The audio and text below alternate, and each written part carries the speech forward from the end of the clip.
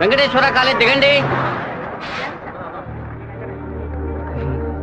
Hello Radhika, ఎలా ఉన్నావు? చూసి 2 రోజులైంది. నేను రాధికనే. వచ్చే మీరు అనుకున్నట్టు రాయలసీమ రామగిరిలో అశోక్ విద్యాలయంలో 4వ క్లాస్ చదువుకున్న ఆ రాధికని కాను. అరే పక్కగా బయోడేటా చెప్పినట్టు చెప్తున్నావా? పాలకాడ్ నుంచి చదువు కోసం నేను తిరుపతి. బాగా గుర్తు తెచ్చుకొని చూడు. చిన్నప్పుడు స్కూల్లో పెన్సిల్ చెక్కేటప్పుడు చెయ్యి స్లిప్ అయి తొడకు కోసుకొని ఏడుస్తూ ఉన్నావు. వెంటనే నా మ్యాథ్స్ బుక్ లో పేపర్ చించేసి నా ఉమ్ముతో బ్యాండేజ్ చేశా. ఓ వారం తర్వాత వచ్చి గాయం మానిపోయిందని తొడ చూపించావు, కానీ ఆ మార్క్ అలాగే ఉండిపోయింది. నీకు అనుమానం అయితే నీ తొడ మీద చూడు, మచ్చ ఉంటుంది. ఏంటిది? నడి రోడ్లో నిలబెట్టి అది చూడు ఇది చూడని తప్పుగా సారీ నువ్వు ఇంటికి వెళ్ళి చూసుకో, అదే కరెక్ట్ గా ఉంటది. హే శివ, నువ్వు తిరుపతిలో ఏం చేస్తున్నావు? జయంతి, బాగున్నావా? చూసి చాలా రోజులైంది. ఫైన్. ఏ రాధిక, నువ్వు ఇంకా శివతో టచ్ లోనే ఉన్నావా? పెన్ ఫ్రెండ్సా, మెయిల్ ఫ్రెండ్సా, లేక ఫోన్ లో టచ్ లో ఉన్నారా? అయ్యో, వీడెవడో కూడా నాకు తెలీదు. శివ తెలీదా నీకు? మన స్కూల్ ఎస్పీఎల్ బ్లేడు, పేపర్, తొడ ఉమ్మితో మందేశాడు, మర్చిపోయావా? ఇదే నేను ఎప్పటి నుంచో చెప్తున్నాను, కానీ తనేమో సొంత ఊరు పాలకాడు, నాన్న పేరు ఓమర్గుట్ట, అమ్మ పేరు ఓమర్గుట్టి అని మలయాళంలో ఏదేదో సంసారిస్తోంది. 10 రోజులు నీ ఎన్ఎస్ఎస్ క్యాంప్ కి వెళ్ళొచ్చే లోపల నువ్వు మలయాళిగా మారిపోయావా? మంజు మలయాళి. మాకు బోర్ కొట్టినప్పుడల్లా మలయాళంలో మాట్లాడుకుంటాం. ఆపుతావా నీ బయోగ్రఫీ? జయంతి, నీ ఫోన్ నెంబర్ ఏంటి? 9950887461. రాధికాది ఒక నంబరే డిఫరెంట్, 87462. నా నంబర్ ఎందుకు ఇచ్చావు? సారీ, దాని నంబర్ ని ఎరేజ్ చేసి పారేసే నంబర్. బావా, ఏం చేస్తున్నావురా ఇక్కడ? అనంతపురానికి ఎన్ని బస్సులు వెళ్తున్నాయో లెక్కేస్తున్నాను. వద్దురా బావా, అది మలయాళం అమ్మాయిగానే ఉండిపోని మనం తెలుగు వాళ్ళుగానే ఉండిపోదాం. 2 రాష్ట్రాలు కలవడానికి మనం పాటుపడింది చాలరా. సగం బాడీతో మనం పులివెందులకు వెళితే ఎవరు మనల్ని గుర్తుపట్టర్రా బావా. అయ్యగారి చెవికి ఈ విషయం లీక్ అవుట్ అయిందనుకో, నా ముక్కు నుంచి రక్తం ఫ్లో అవుట్ అవుతుందిరా బావా. ముక్కుకు బ్యాండేజ్ చేసుకోవచ్చులే. వీడు నా అంత చూడండి వదిలిపెట్టేలా లేడు.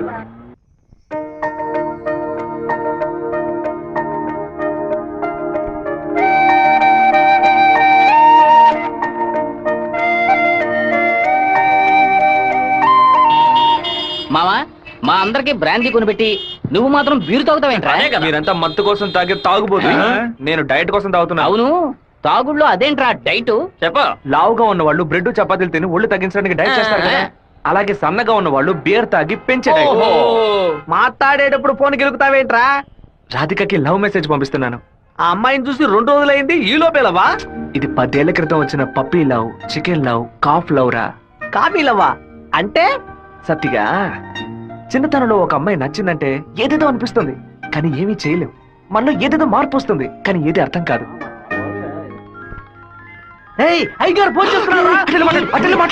అయ్యా, ఏం చేస్తున్నారు అక్కడ? అందరూ కూర్చొని క్వార్టరు. వినపడలా?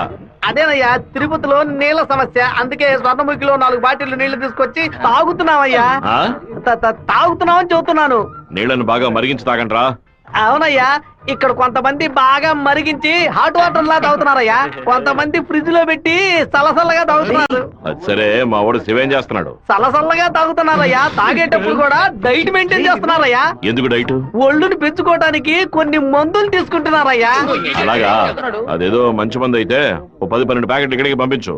మీ అమ్మగారు కూడా. అది ప్యాకెట్ లో రాదయ్యా, బాటిల్లోనే వస్తుంది. కొరియర్ లో పంపిస్తే కింద గొలగబోస్తారు. నేను వచ్చేటప్పుడు 4 బాటిల్లు తీసుకొస్తానయ్యా. సరే, ఫోన్ అవుతారు శివకి. ఫోన్ లో కంపేమన్నా తెలుస్తుందట్రా? చెప్పండి అన్న. ఇక్కడ నీ పాస్పోర్ట్ రెడీగా ఉంది, నీకు వీలున్నప్పుడు వచ్చి పోస్ట్ ఆఫీస్ నుంచి తీసుకెళ్ళు. అలాగే నాన్న. జయంతి, నిన్న నైట్ ఒక పిక్చర్ మెసేజ్ పంపించాను కదా, అది శివకి పంపించావు. అవును, ఎందుకే పంపించావు? ఐ లైక్ యూ అని వాడు టైప్ చేసి మళ్ళీ నాకే పంపించాడు. చూడు. సరే, తొడ మీద మచ్చ ఉందని చెప్పాడే, దాన్ని చూసావా? చూశాను. ఎందుకు చూసావు? నా తొడ నా గాయం. నీ తొడేనమ్మా. ఇంతకు ముందు ఎన్నిసార్లు చూసుకున్నావు? ఎప్పుడైనా ఒకసారి చూసుకుంటా. వాడు చెప్పగానే చూడాలనిపించిందిగా. ఇలాగే మొదలవుతుంది.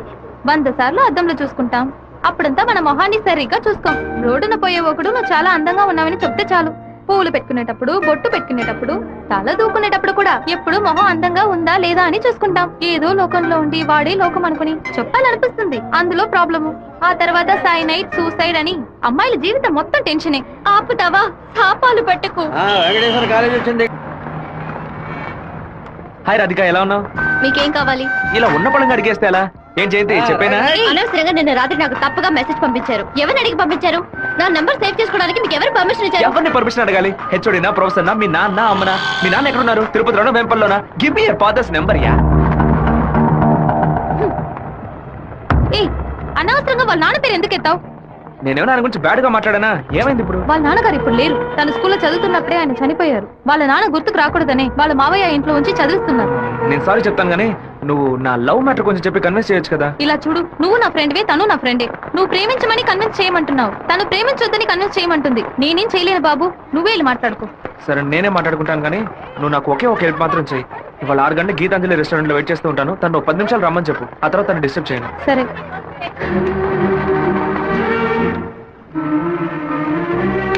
బావా, ఈ విషయాన్ని అయ్యగారికి చెప్పమంటావా చెప్పొద్దటావా?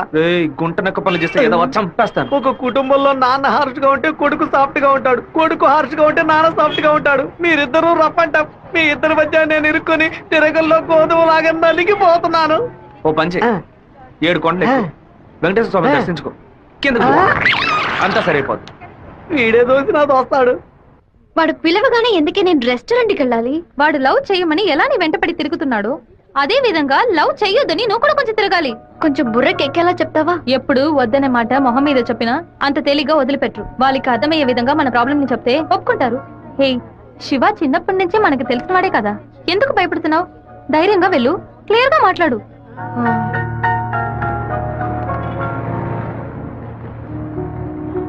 రండి సార్, రండి లోపలికి రా. లోపలికి వచ్చండి. ఎందుకు ఇలా టెన్షన్ అవుతున్నావు? కొంచెం నార్మల్ గా ఉండు. మీ నాన్న గురించి మాట్లాడేందుకు సారీ. ఎందుకు ఇక్కడికి రమ్మన్నారు? ఏం మాట్లాడాలి? 8వ క్లాస్ చదువుకునేటప్పుడే మనసులో చిన్న లవ్, కానీ ఎలా చెప్పాలో తెలియలేదు. ఎండి ఏదో మాట్లాడతాడు, మన ప్రాబ్లం మందే. సడన్ గా ఒకరోజు నువ్వు స్కూల్కి రాలేదు. నీ క్లాస్కి వెళ్ళి అడిగి చూస్తే అందరూ నువ్వు ఎక్కడికి వెళ్ళావో తెలియదు అన్నారు. 2 months పోయాక హాఫర్లీ ఎగ్జామ్ టెన్షన్ లో నిజంగా నిన్ను మర్చిపోయాను. ఎప్పుడు నిన్ను బస్సులో చూసానో అప్పుడు పాతవన్నీ గుర్తుకొచ్చాయి. నేను ఏం మీరు చెప్పాలనుకుంటున్నా? అనుకునేది ఏది జరగదు. మా అమ్మ ఎంతో కష్టపడి నన్ను చదివిస్తోంది. నేను ఆవిడకి నిజాయితీగా ఉండాలి. ప్రేమ పేరుతో బైక్ లో తిరగటం, సినిమాలకు వెళ్ళడం, పార్కుల చుట్టూ రెస్టారెంట్ల చుట్టూ తిరగడం నాకు అస్సలు నచ్చదు. నేను అలాంటి అమ్మాయిని కాను. నెక్స్ట్ వీక్ మీట్ అవుదాం, సరేనా? Okay okay. నేను చెప్పింది మీకు అర్థమైంది అనుకుంటాను. సెట్ పూరి. దయచేసి నా బాధను అర్థం చేసుకోండి. ఇంకా హలో, నీకేమైనా బుద్ధుందా? లోపల మనుషులుంటే ఎగేసుకొని తెరిచి పడి చూస్తున్నా. మామయ్య, అది నేను మామయ్య.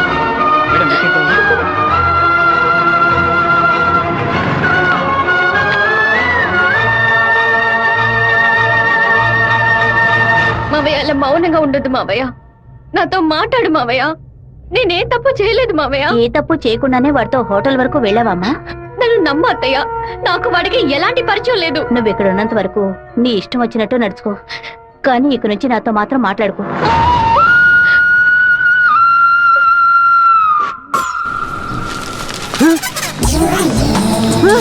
தெய்வீகமான திருச்சி டவுனுக்குள்ள இப்படி டவுசர் சட்டையோட அலையிறானுல இந்த கேக்குறேன். பாத்ரூமுக்குள்ள குளிச்சு புட்டு மாத்து துணி கூட மாத்தாம எங்க போயிட்டு இருக்கிய? क्या बोल रहे? நீங்க வடநாடா? அதானே பார்த்தேன். தமிழ்நாட்டுக்காரப்புல இப்படி டெஸ் பண்ணாதேலே. ஏமா இப்படிக்கான டெஸ் போட்டுக்கிட்டு எங்க ஊரு பிள்ளைய மனச மாத்துறிய? Don't talk too much. திருமச்சாவும் பேசுவேன். தொட தறியிறாப்லையும் தட தறியிறாப்லையும் அரையும் முறையுமா டெஸ் போட்டு வந்தா ஆம்பளை நிலைமை என்னமாகிறது?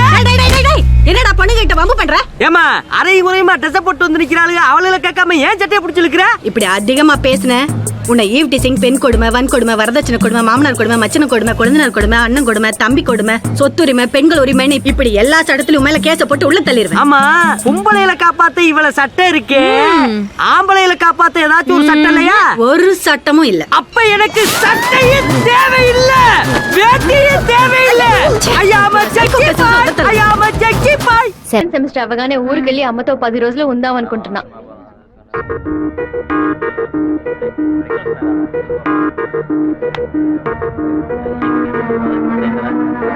నీకు అసలు కనికరమే లేదా? ఎందుకు నా వెంటబడి టార్చర్ పెడుతున్నావు? మావయ్య నన్ను అసలు ఎంత అసహ్యంగా చూశాడో. ఇన్ని రోజులు కన్న తల్లిలా చూసుకున్న నా అత్తయ్య నాతో మాట్లాడనుంది. ఇంకా నన్ను నేను నిన్ను బాధపడడానికి రాలేదు, ఇంకెప్పుడు నీ వెంట పడనని చెప్పడానికే వచ్చాను. ఆ రోజు నేను బస్సులో చూసి నువ్వు రాధికవేనా అని అడిగినప్పుడు నువ్వు సెవ్వే కదా, నువ్వు మామూలుగా అడుగుంటే నా పాటికి ఒక బాయ్ చెప్పి నేను వెళ్ళిపోయి ఉండేవాడిని. నువ్వు కాదు కాదు అంటూ నాకు అవును అన్నట్టు అనిపించింది. నువ్వు వద్దు వద్దు అంటుంటే నాకు కావాలనిపించింది. అందుకే కొంచెం ఓవర్గా బిహేవ్ చేశాను. బైక్లో తిరగడం, సినిమాలకు వెళ్ళడం, పార్కులు, రెస్టారెంట్కి వెళ్ళడం, ఇలాంటి లవ్ అంటే నాకు నచ్చదు.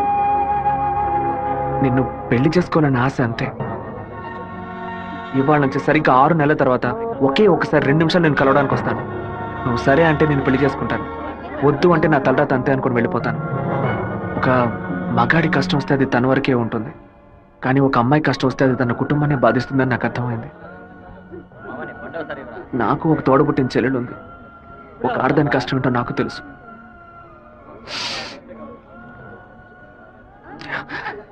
నన్ను రెస్టారెంట్ కంపల్ చేసి పిలవడం నా తప్పే, క్షమించు. రాధిక, అమ్మా, మీ నాన్నగారు పోయి ఈ రోజుతో 10 ఏళ్లు పూర్తయ్యాయి. కానీ ఈ 10 ఏళ్ళు 10 నిమిషాల్లా గడిచిపోయాయి.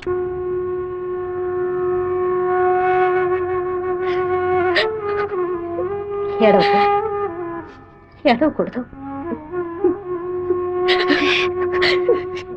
ఎందుకమ్మా ఏడుస్తున్నా? నా కొడుకు చచ్చిపోయాడురా. నువ్వు నాకు మనవరాలివి కాదమ్మా, మనవడివి. గుండెల నిండా ధైర్యంతో ఉండు, మనస్సుని రాయి చేసుకుని బతకాలమ్మా.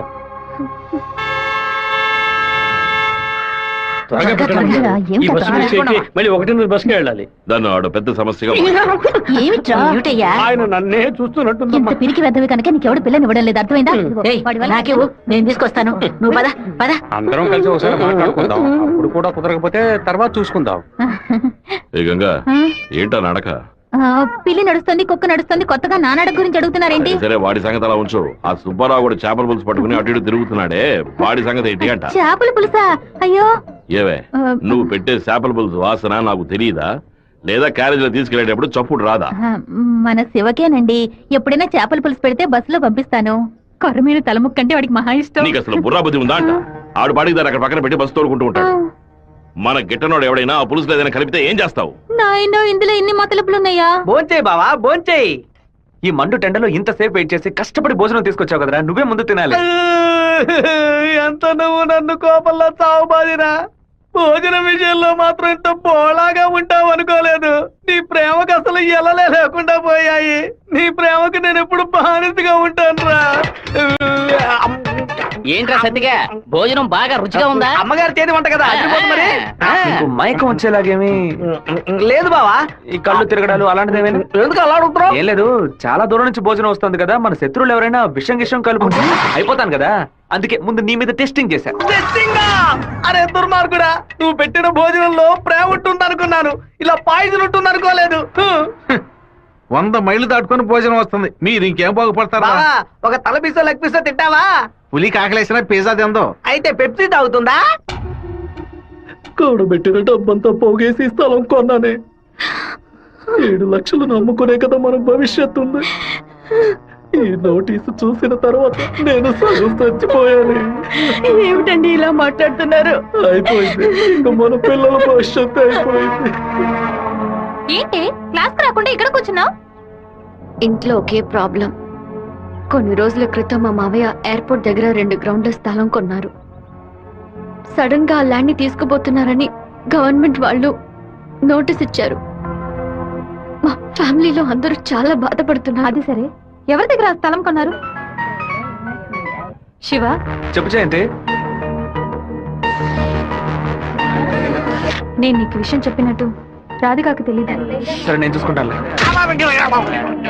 దొంగ చటక ఎందుకు తలుపు గడియ పెడుతున్నారు? రేయ్ మామా, రేయ్ ఏంట్రా బొత్తిగా మర్యాద తగ్గుతుందా? ఆ ఎయిర్పోర్ట్ పక్కన ఉన్న ప్లాట్ ని ఎవ్వరికి చూపించొద్దు అని చెప్పాను కదా. నువ్వేమో 2 ఏళ్ల క్రితం రామనాథం అనే వ్యక్తికి అమ్మావు. ఎయిర్పోర్ట్ అక్విజిషన్ నోటీస్ చూడగానే వాడు కుటుంబంతో పాటు ఊరేసుకుంటానని తాడుకొనడానికి వెళ్ళాడు. బాగుపడతావా? వాడు మాత్రం ఆ స్థలం కొన్నాడా? మొత్తం 160 మంది కొనుక్కున్నారా? వాళ్ళ గురించి నాకేం దిగులేదు.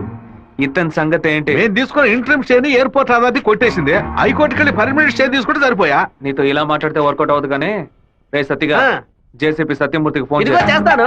ఏమావా, పోయిన సంవత్సరం మన ఊళ్ళో ఇల్లు కట్టావే, ఎంత అయింది? 20 లక్షలు. ఎందుకు అడుగుతున్నా? ఆ 20 లక్షల్ని 4,000తో నేలమట్టం చేస్తాను చూడు. ఏంది?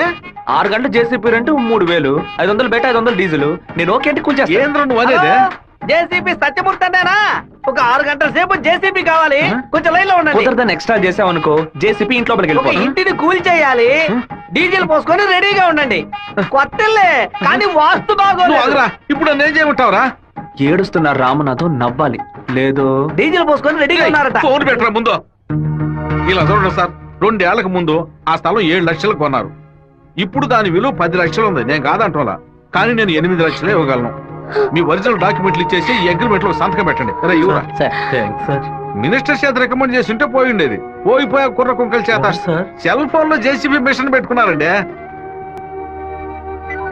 చెప్పు రాధిక, మా ల్యాండ్ ప్రాబ్లం సాల్వ్ అయిపోయింది. ఆ ఓనరే స్వయంగా వచ్చి డబ్బు చెల్లాడు. ఎవరు రికమెండ్ చేశారు.